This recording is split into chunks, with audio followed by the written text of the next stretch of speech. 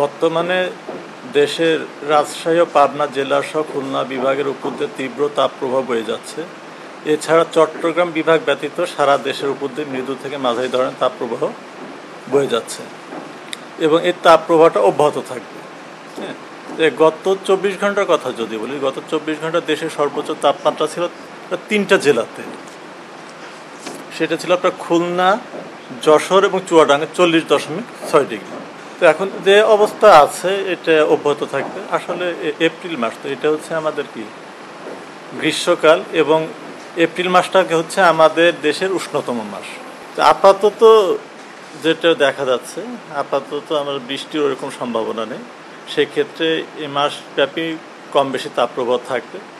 হ্যাঁ, তবে দেশের উত্তর পূর্বাঞ্চলে সিলেট বিভাগের প্রায় প্রতিদিনই কম বেশি বৃষ্টিপাত হচ্ছে। অন্যান্য জায়গায় বৃষ্টিপাতের ওইরকম সম্ভাবনা দেখা যাচ্ছে না।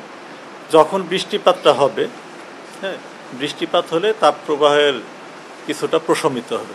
তবে এখনকার যে বৈশিষ্ট্য, আসলে এটা এপ্রিল মাস, এটা কালবৈশাখীর সময় যখন বৃষ্টিপাত হবে, বৃষ্টিপাতের সঙ্গে বজ্র বৃষ্টি হবে, কোথাও কোথাও বিক্ষিপ্ত বা শিলাবৃষ্টি হবে, কালবৈশাখী ঝড় হবে।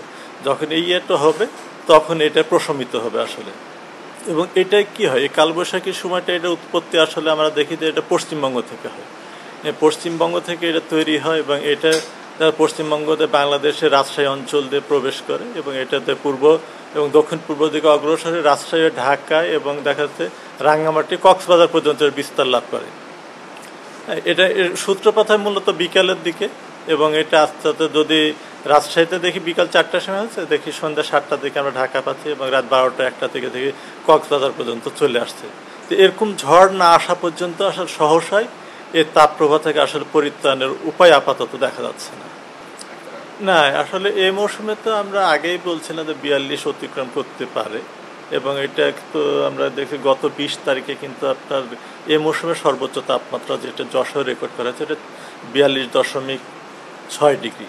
এবং ওই একই দিন অর্থাৎ 20 তারিখে না ঢাকাতেও কিন্তু এই মৌসুমের সর্বোচ্চ 40.4 ডিগ্রি তাপমাত্রা রেকর্ড করা হয়েছে। তবে এটা রেকর্ড বলবো না, তার কারণ গত বছরেও কিন্তু এরকম তাপমাত্রা রেকর্ড হয়। গত বছর দেশের সর্বোচ্চ তাপমাত্রা ঈশ্বরদীতে আপনার রেকর্ড করা হয়েছে, এটা ছিল 43 ডিগ্রি। ঢাকাতে 40.6 ডিগ্রি। আসলে গত বছরও ঢাকাতে 40.6 ডিগ্রি উঠছে, এবছর উঠছে এখন 40.4 ডিগ্রি। না, আসলে এখন পর্যন্ত যেটা 42.6 ডিগ্রি উঠছে, এখন এটা আপাতত হয়তো এটা অতিক্রম করার সম্ভাবনা নয়। তো পরবর্তীতে হয়তো এটা নির্ভর করছে, আসলে এটা ব্রেক হতে পারে। আসলে এটা তো আসলে একটা এক্সট্রিম ইভেন্ট, এবং আমাদের দেশের কিন্তু যে রেকর্ড, আমরা আগেই বলছি যে আমাদের দেশে কিন্তু 45 ডিগ্রি পর্যন্ত, 45.1 ডিগ্রি পর্যন্ত রেকর্ড আছে কিন্তু, এবং এটা 1972 সালে আপনার রাজশাহীতে রেকর্ড করা হয়েছিল 45.1 ডিগ্রি। 44.5 ডিগ্রি আছে, 44 ডিগ্রি আছে।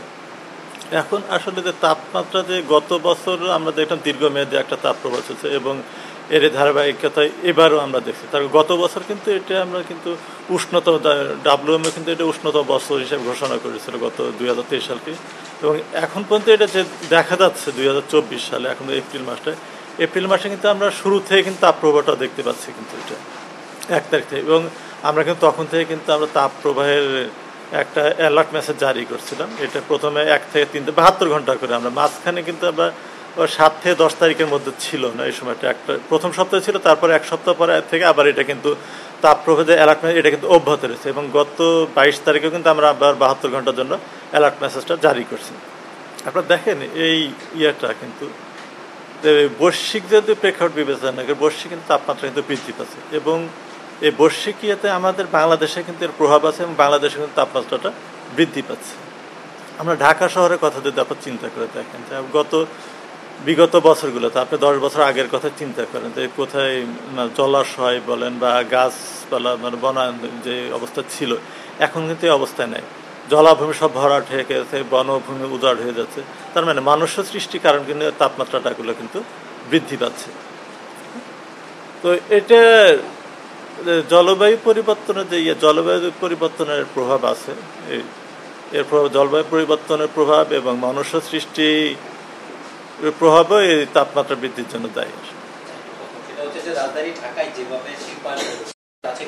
না, অবশ্যই আছে। তার কারণ গাছ কি, গাছ তো আপনার পরিবেশকে ছায়া দেয়, সে ইয়ে করে। আপনার দেখেন গাছ কাটার ফলে কি হচ্ছে, সরাসরি সূর্যের আলোটা কি ভূপৃষ্ঠে এসে পড়ছে, সে তাপমাত্রা বৃদ্ধি করছে। আর একটা জিনিস দেখেন, মানুষ কিছু জিনিস আগে ছিল কিন্তু শৌখিন পণ্য ছিল, তখন আপনি এসি বলি, ফ্রিজ বলি, এগুলো কিন্তু শৌখিন ছিল, কিন্তু এখন কিন্তু এটা নিত্য ব্যবহার্য পণ্য হিসেবে দিয়েছে। একটা যে এসির আউটলেট যে ইউনিটটা, আপনি ওই পাড়িতে হেঁটে যান, দেখেন অনেক তাপমাত্রা বৃদ্ধি করে, মানে প্রতি ঘরে ঘরে প্রতিটা বাড়িতে কিন্তু দেখে এসি, এবং এসিটা কিন্তু তাপমাত্রা অনেক কিন্তু বৃদ্ধি করছে। এবং এই এসিটা যদি না থাকতো মানুষের যদি কম ব্যবহার হতো, কিন্তু তাপমাত্রা কিন্তু আপনার অনেক কম থাকতো। কিন্তু তার মানে কি, তাপমাত্রা বৃদ্ধির জন্য কিন্তু আমরা মানুষরাই দায়ী আসলে। আমাদের যে ফিলিংসটা, টেম্পারেচার যেটা বলে, আমরা তো বলছি আমরা তাপ প্রবাহ বলছি, 36 ডিগ্রি তাপমাত্রাটা অতিক্রম করেছে, তখন বলছি আমরা তাপ প্রবাহ। এবং আমরা বললাম যে গতকালকে 3টা ডিস্ট্রিক্টে ছিল সর্বোচ্চ তাপমাত্রা 40.6 ডিগ্রি, এটা ছিল খুলনা, যশোর এবং চুয়াডাঙ্গা।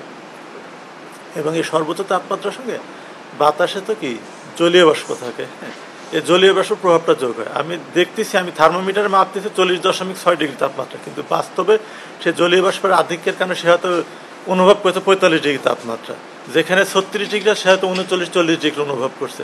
তার মানে এখানে বাতাসে জলীয় বাষ্পের প্রভাবটা গুরুত্বপূর্ণ একটা ফ্যাক্টর, যে মানুষের যে অসহিষ্ণু ভাব যেটা মানুষ অনুভব করছে, এর জন্য বাতাসে জলীয় বাষ্পের আধিক্যটা অনেকাংশে দায়ী।